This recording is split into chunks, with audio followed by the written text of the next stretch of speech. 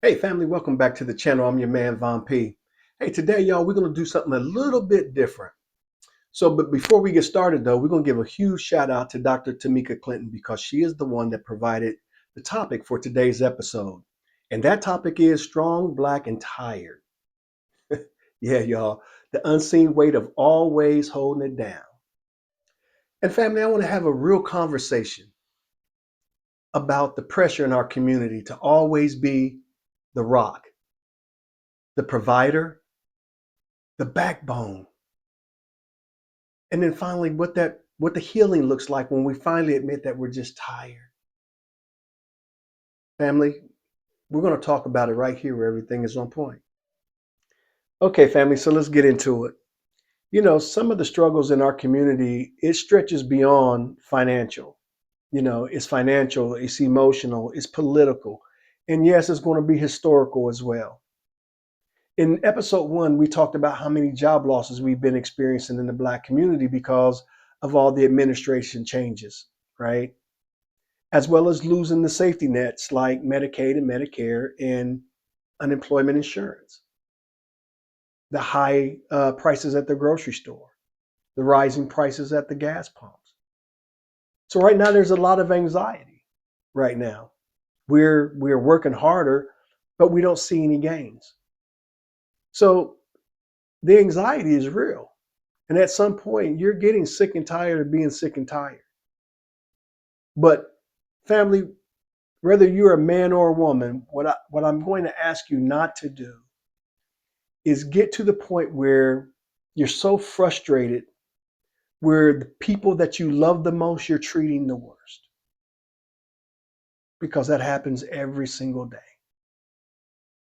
If you're married, y'all's communication should be on point. It should be open. It should be honest, right? All your fears should be put on the table. Now, men, I know we struggle with that because um, we've had situations where we have opened up and shared our fears, and those very fears was turned against us at a later date. I'm not saying all of us, but that's my particular experience. So I know it's tougher for us at times. So ladies, make sure that you give us a safe place where we can be vulnerable, where we can be 100% honest, right? Where we can just tell you, babe, I'm just tired. And if you see your man just tired, do something.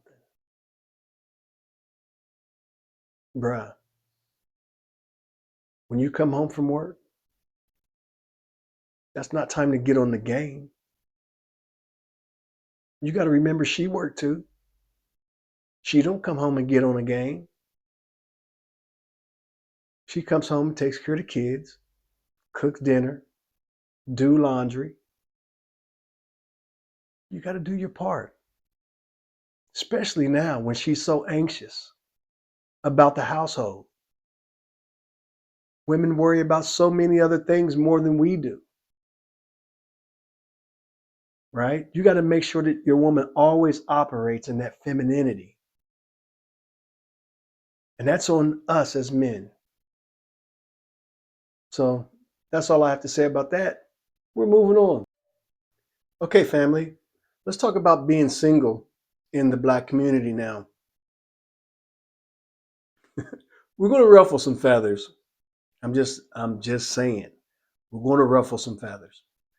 I was involved in a conversation on Facebook the other day, and we were talking about women that operate in their femininity versus their masculinity. And there was a lot of guys that were saying, you know, hey, it's difficult for me to date right now because a lot of the women that I talking to, they are masculine. You know, they are they want to be the guy in the relationship. You know, they're rough around the edges. They don't know how to follow. I've heard it all, right? Well, I'm going to address part of that now. Um, Fellas, sometimes when you are seeing a single black woman, you're seeing a woman that has had to be, in most cases, mom, dad, grandma, at my age anyway, grandma, pawpaw, and everyone is turning to her to hold them down. Mom, I need a babysitter. Mom, I need a couple extra dollars. Mom this, mom that, right? So you got to understand that she's being pulled all over the place. So she's got this tough exterior that she's built up to make sure that she's able to handle all of these things, right? And be the true matriarch of her family. And so sometimes when a man comes along and we see that and we see her operating in her masculinity, we don't give her time to show her feminine side. So, fellas, take some time to nurture that feminine, beautiful woman that you see inside her.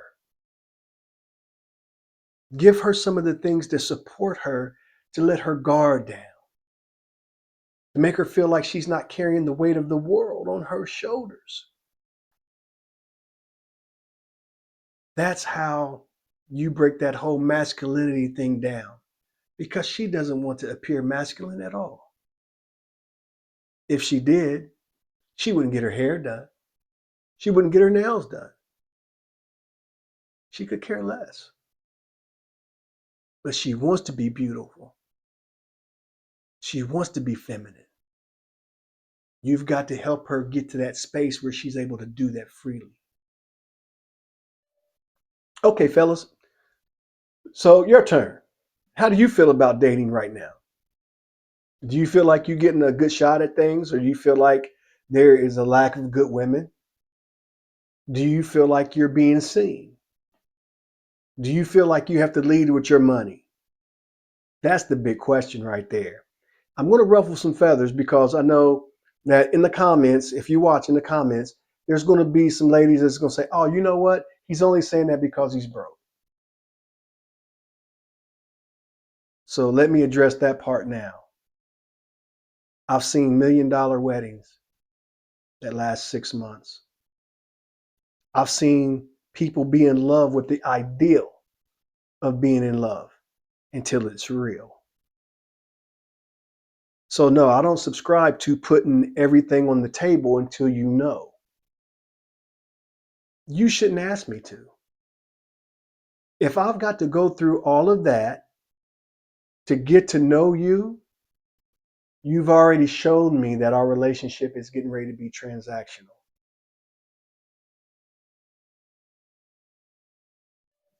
Okay, and finally, there's a huge conversation about there's not enough good men or there's not enough good women.